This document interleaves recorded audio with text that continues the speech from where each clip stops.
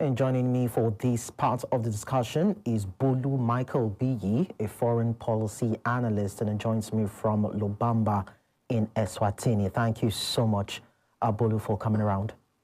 Thanks for having me.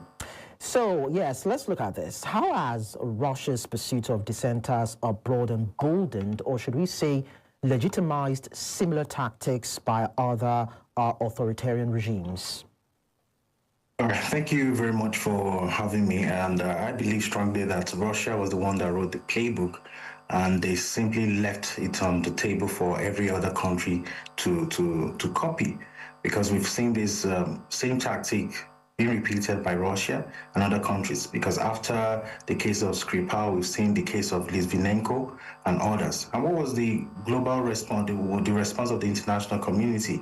They simply, some will dish out sanctions, others will make a lot of statements, and then within months, world leaders are back to doing business as usual. This reminds me of the case of of Jamal Khashoggi in 2018, where this was a prominent Saudi critic. He went into his country's consulate in Turkey, and he was unalived and dismembered. And what was the international response? The same sanctions, the same statements out there. World leaders within months were back to doing business with Saudi Arabia. So Russia is not just doing these things out of isolation. They've been able to see, they've seen that, they could commit these acts and they could survive with the consequences. They knew that, okay, the international community will only make noise for a while and they will keep quiet. So that's why, because there are no consequences for their actions, no real consequences, that's why they keep repeating this playbook over and over. So then what does this trend reveal about growing impunity of powerful states within the international system?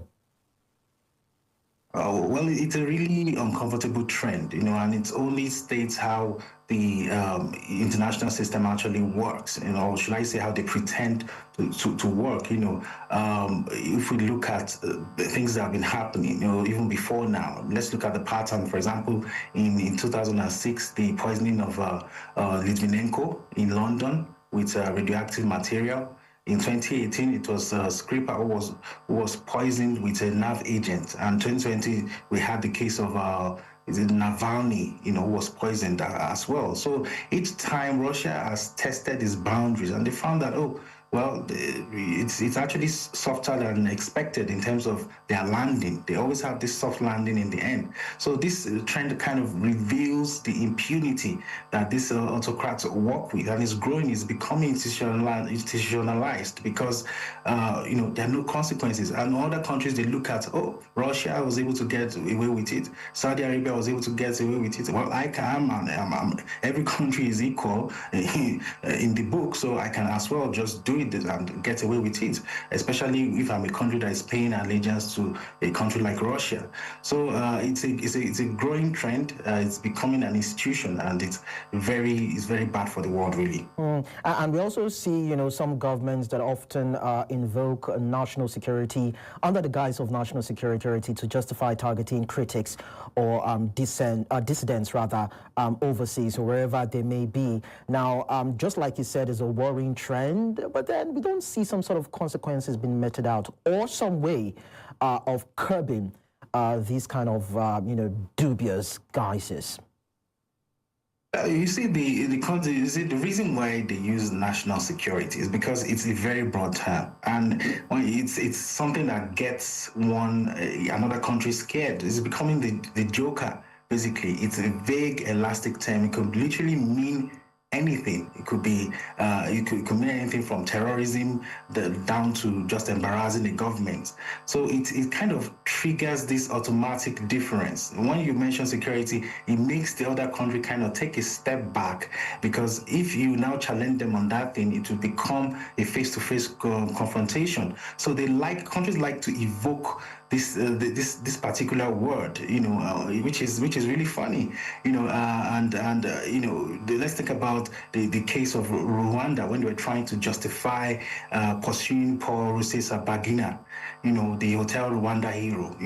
It's the same national security that they provoked, and other countries continue to do this because of how broad that term is and how scary, how it kind of pushes other country away or make them to have that rethink, because the moment national security is mentioned, it becomes an issue of territorial integrity.